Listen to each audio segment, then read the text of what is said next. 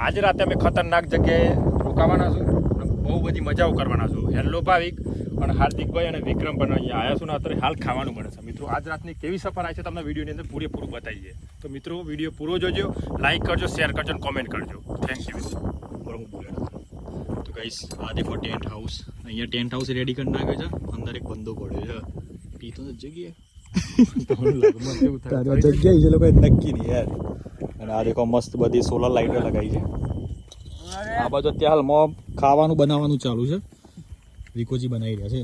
વિકાજી ક્યાં બનાયા? ખીચડા બનાયા. ખીચડા ये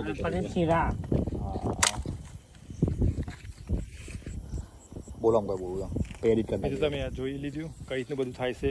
આપણે મિત્રો આજુ સોલર લાઈટ આપણે લગાવી છે મસ્ત. થોડું ડીમ થઈ ગયું છે જોયું ચાલતું નહીં પણ આ મસ્ત લાગે છે.